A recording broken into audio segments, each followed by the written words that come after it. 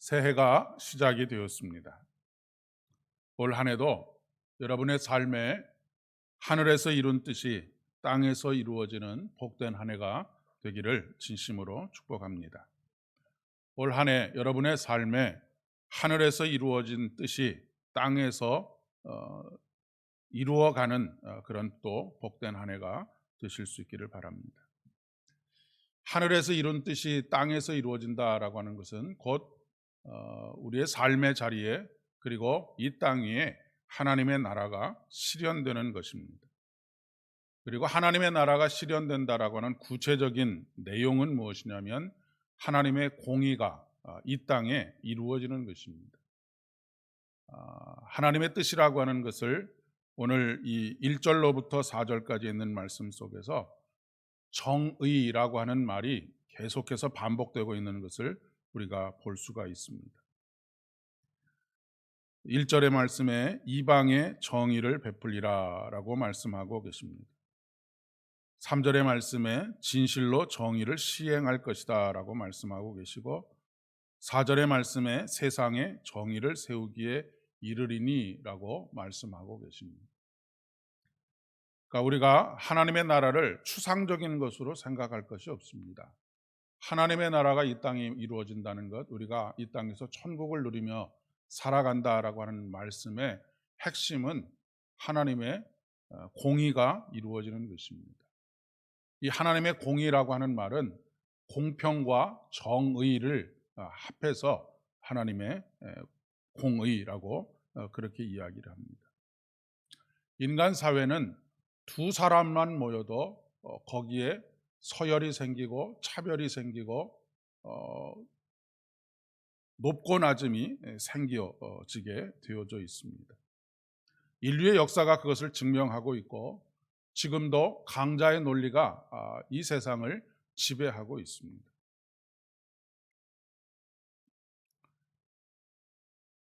인간 사회에 불공평하고 부정한 일들이 없어지는 것, 이것이 바로 하나님의 나라가 이루어지는 것이다라고 이야기할 수 있다는 것이죠. 그 어떤 조건이나 형편에 따라서 차별당하지 않는 그런 사회를 만들어가는 것. 이 말씀을 통해서 우리는 우리 그리스도인들이 이 세상에서 그리스도인답게 사는 것이 무엇인지라고 하는 것, 우리가 어떤 삶을 살아가야 하는지에 대해서 아주 명확하게 말씀해 주고 있습니다. 어둠 속의 세상에 빛을 비추는 것이고 부패해져 가고 있는 이 세상 속에 소금이 되어서 부패하지 않도록 그리고 맛을 내는 그런 삶을 살아가야 한다라고 하는 것을 이야기하는 것입니다. 그런데 하나님의 뜻이 이 땅에 이루어지는 것에 관심이 없는 사람이라고 하면 모르겠지만 하나님의 뜻이 이 땅에 이루어지기를 원하는 사람들은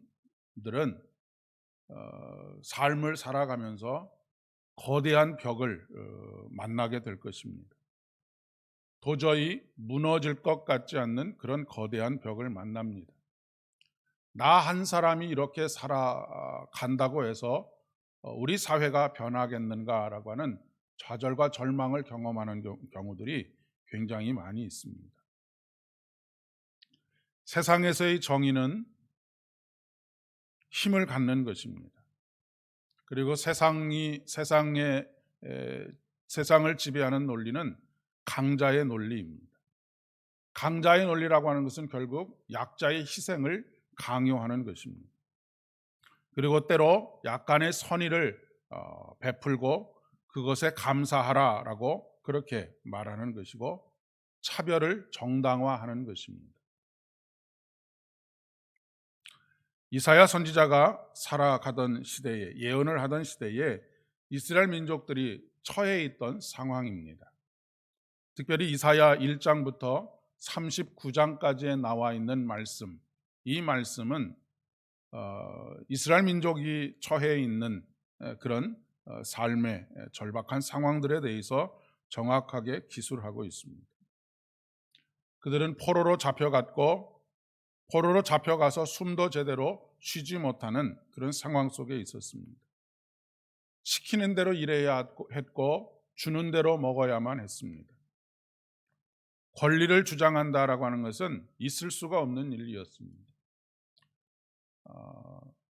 특별히 우리가 애굽의 삶을 통해서 볼 때에도 애굽에서 하나님께서 모세를 보내셔서 광야에서 우리가 예배하기를 원한다라고 그들이 누려야 할 그 삶의 휴식, 그리고 하나님 안에서의 안식, 이런 권리들을 주장했을 때 무참하게 거절을 당하지 않습니까?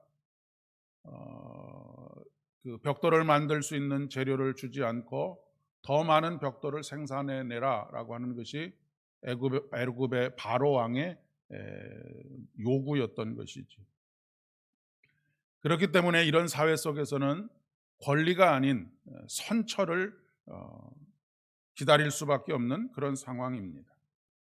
바벨론 제국의 절대적인 권력 아래에 있는 이스라엘 민족의 삶이 바로 그러한 삶이었습니다. 그런데 이렇게 강자의 논리로 지배되어지고 약자의 희생을 강요하는 이 시대에, 이 나라에, 그리고 이 땅에서 살아가고 있는 노예로서의 이스라엘 백성들에게 이사야가 전하는 새로운 나라, 그 나라는 바로 하나님의 공의가 실현되는 나라입니다. 새로운 통치자를 이야기하고 있고 새로운 나라를 이야기하고 있습니다. 새로운 나라와 새로운 통치자를 이야기하면 가장 두려워 떠는 것이 그 반대편에 있는 사람들이 아니겠습니까? 이 땅에 예수님께서 왕으로 오셨을 때 가장 극렬하게 저항했던 사람이 누구입니까? 헤롯 왕입니다. 왜냐하면 자기가 지금 통치하고 있는 이 나라를 혹시라도 빼앗길까 봐 전전긍긍했던 것이죠. 그래서 예수님께서 태어나셨다라고 이야기를 들은 그때로부터 그 밑으로 2년 동안에 낳은 모든 아이들을 다 죽여버리는, 씨를 말려버리는 그런 일들도 벌어졌던 것을 우리는 기억하고 있습니다. 그렇기 때문에 이 새로운 나라, 새로운 통치, 새로운 통치자를 믿고 따르는 우리들은 이런 상황들 속에 놓이기가 십상이라고 하는 그런 이야기입니다.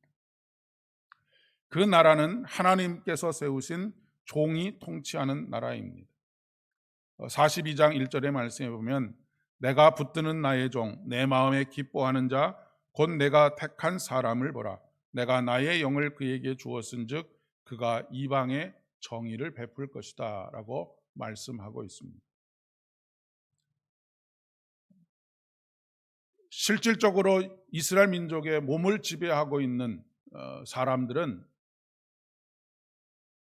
힘의 논리와 강자의 논리로 그들에게 차별하고 그들을 압제하는 그런 사람들, 그런 바벨론 제국이었지만 하나님께서 통치하시는 하나님의 나라는 바로 종을 통하여서 섬김으로 세워가는 나라라고 하는 것이죠. 두 나라는 완전히 다른 나라입니다. 여기서 이방은 세상이라고 이야기할 수가 있겠습니다. 그곳에 정의를 베풀리라 라고 말씀하십니다. 바로 하나님의 나라가 이루어지는 방법을 말씀하고 계시는 것이죠. 세상에 하나님의 뜻이 이루어지도록 하겠다라고 하는 것입니다. 그런데 그 종의 특징이 무엇이냐면 그 종의 특징은 외치지 아니하고 목소리를 높이지 아니하고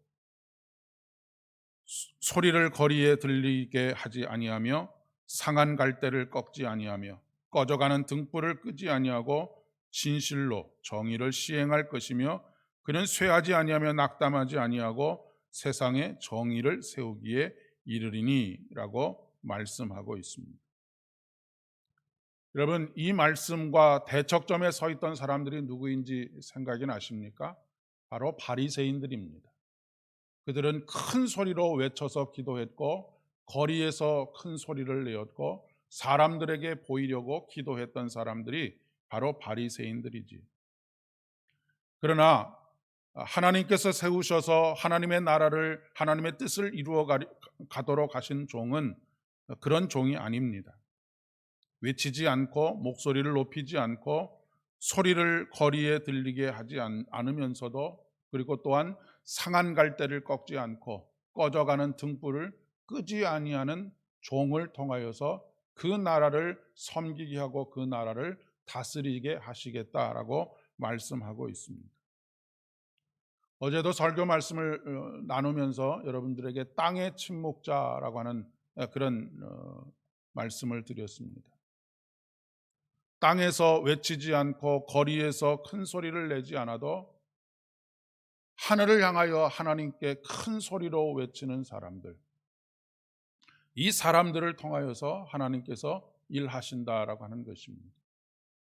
왜 하나님께서 2024년 새해 첫 주일부터 저와 여러분을 기도의 자리로 이끄셨는지를 깊이 생각해야 하는 것이죠. 우리는 땅의 침묵자가 되어야 하는 사람들이기 때문에 그렇습니다. 그리고 땅의 침묵자들을 통해서 마침내 이 땅의 구원을 보게 되는 것이기 때문에 그렇습니다. 많은 사람들처럼 큰 소리로 외치고 거리에서 외치는 것이 아니라 땅의 침묵자로서 하늘을 향하여 하나님 앞에 외치는 사람들. 이사야서에는 40장 이후가 이제 메시아로서의 예수 그리스도를 예언하고 있는데 40장 이후의 말씀, 66장까지의 말씀 속에서 4개의 종의 노래라고 하는 별칭이 붙어 있는 노래가 있습니다. 그 노래 중에 첫 번째 종의 노래가 바로 오늘 본문에 나오는 40장 1절로부터 4절까지의 말씀입니다. 이 종의 노래는 이후에 49장과 50장과 52장에 계속해서 이 땅을 다스리시는, 이 땅을 섬김으로 다스리시는 종에 대한 예언을 계속해서 하고 계십니다. 왕의 노래가 아니라 종의 노래라고 하는 것에 우리가 깊은 마음의 묵상을 해야 하는 것이죠. 왕 중의 왕이시고 더 이상 높은 자가 없는 그런 왕이 되시는 우리 주님께서 왕으로서 우리에게 군림하시는 것이 아니라 종으로서 우리에게 섬김으로 이 땅에 하나님의 뜻을 이루어가는, 하나님의 나라를 이루어간다라고 하는 것을 말씀하고 있는 것입니다. 그 반대는 무엇이겠습니까? 하나님께서 세우신 종이 다스리는 세계가 아닌 세상은 어떻다는 것입니까?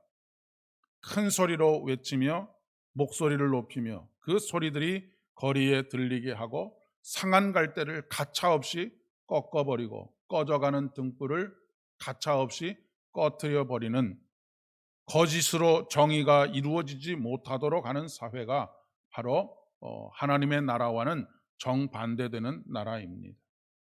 어찌 보면 지금 온 세계 가운데에서 또 우리나라의 한 복판에서 벌어지고 있는 일들이라고도 이야기할 수가 있겠습니다. 이런 세상 속에서 우리가 그리스도인 다움을 잃지 않고 살아간다라고 하는 것은 참으로 어렵고 힘든 일입니다. 그렇게 살지 않아도 인간 자체가 상한 갈대이고 꺼져가는 등불과 같은 연약한 존재입니다. 파스칼이 방세라고 하는 책에서 인간을 생각하는 갈대라고 그렇게 이야기를 하지 않습니다. 이것은 인간의 연약함을 말하는 동시에 생각한다라고 하는 것에 강조점을 두고는 있지만 인간은 그러한 아주 연약한 존재라고 하는 것을 이야기하고 있습니다. 그래서 그리스도인 다움을 잃지 않고 살려고 하는 노력이 없이 살아도 인간은 본질적으로 연약한 존재인데, 그렇지 않고 세상과 맞서는 우리들의 모습은 더더욱이 연약한 존재일 수밖에 없는 것이죠. 예수님께서 제자들을 세상을 향하여서 보내시면서 뭐라고 말씀하십니까? 내가 너희를 보내는 것이 어린 양을 이리들에게 보내는 것과 같다라고 그렇게 말씀하시는 이유가 바로 여기 있습니다. 하나님은 우리의 연약함을 아십니다. 우리가 이리 가운데 나아가는 어린 양과 같이 연약한 존재라고 하는 것을 알고 계십니다. 그렇기 때문에 우리 주님께서는 그런 우리들을 도우실 것입니다. 상한 갈대도 꺾지 아니하시고 꺼져가는 등불도 끄지 아니하시는 하나님께서 우리의 연약함을 도우신다라고 하는 말씀입니다. 하나님의 뜻을 이루고 살고자 하는 우리들을 도우실 것입니다. 우리가 상한 갈대가 되었을 때, 꺾여 있는 갈대가 되었을 때 우리를 감싸 안으시고 우리의 상처를 품으시고 우리의 상처가 상처에 새살이 돋을 수 있도록 그렇게 하신다는 말씀입니다.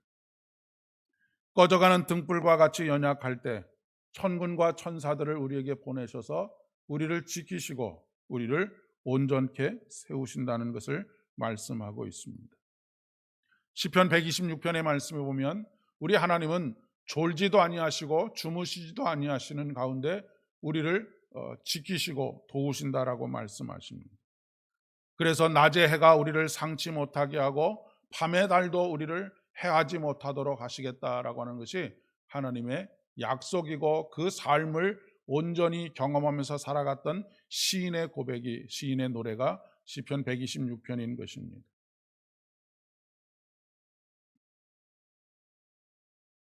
우리가 세상 속에서 하나님의 뜻을 이루면서 살아간다라고 하는 것은 우리 자신이 우리 자신보다 더 연약한 사람들, 상한 갈대와 꺼져가는 등불이 꺾어지지 않도록, 그리고 꺼지지 않도록 돕는 것입니다. 우리가 흔히 그런 말을 하지 않습니까? 여자는 약하지만 엄마는 강하다라고 하는 말을 합니다. 마찬가지입니다. 한 실존으로서의 우리 자신 한 사람 한 사람은 참으로 연약한 존재들입니다. 꺾여 있는 갈대와 같고 꺼져가는 등불과 같이 정말로 연약한 그런 존재입니다. 그러나 우리가 그리스도인으로서 살아갈 때, 그리스도인으로서 살고자 할 때 하나님께서는 참으로 우리 안에 강함을 허락하십니다. 여자는 약하지만 엄마는 강한 것처럼 한 보잘것없는 인간으로서는 한없이 약하지만 그리스도인으로서 우리는 세상이 감당할 수 없는 하나님의 사람들이 된다라고 하는 것입니다. 이것을 경험한 사도 바울의 고백이 내게 능력 주시는 자 안에서 내가 모든 일을 다 할 수 있다라고 하는 고백입니다. 여기서 또한 핵심은 내 영을 그에게 주어입니다. 42장 1절의 말씀에 내가 나의 영을 그에게 주었은즉 그가 이방에 정의를 베풀리라. 세상에 정의를 베푸는 하나님의 공평과 정의가 이루어지는 삶을 사는 것의 핵심은 내가 하는 것이 아니고 하나님께서 부어주신 내 영, 그 영을 통하여서 우리에게 그 일들이 이루어지도록 하신다라고 하는 것입니다. 그리스도인으로서 우리가 해야 할 일은 죄를 짓지 않고 사는 것에 만족하는 것이 아닙니다. 선을 행하며 살아가야 하는 것이죠. 선을 행한다라고 하는 것은 오직 온 우주 만물 가운데 유일하게 선하신 하나님의 뜻을 따라 살아가는 것입니다. 그리고 그렇게 하나님의 뜻을 따라 살아가며 하나님의 말씀으로 세상을 향하여 외치게 될 때에 보시기에 아름다웠더라. 이것이 바로 선하다라고 하는 말의 뜻입니다. 2024년 한 해는 저와 여러분을 통해서 하나님의 뜻이 이루어지는 복된 한 해 되어질 수 있기를 진심으로 축복합니다. 기도하겠습니다. 참 좋으신 아버지 하나님, 상한 갈대와 같이 꺾여져 버릴 때가 너무나 많고 꺼져가는 등불과 같이 연약한 저희들을 주께서 부르셔서 우리를 품으시고 우리의 상처들에 새살이 돋게 하시며 매일매일의 삶 속에서 하나님의 영의 역사 가운데 살아갈 수 있도록 도우신 것을 진심으로 감사를 드립니다. 그 안에 있는 위로와 평안을 날마다 누리게 하여 주시옵고, 우리만 평안과 안전에 감사하며 감격하는 것이 아니라 우리들보다 세상 속에서 더 처참하게 꺾여져 있고 꺼져가는 등불과 같이 심히 흔들리는 수많은 인생들을 보듬어 안고,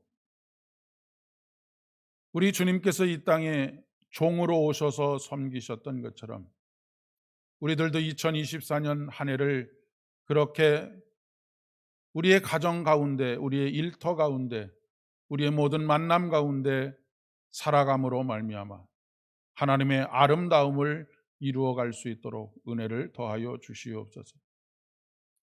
이 일을 감당할 수 있도록 하시기 위해서 주의 성령을 우리에게 충만하게 베풀어 주실 줄을 믿습니다.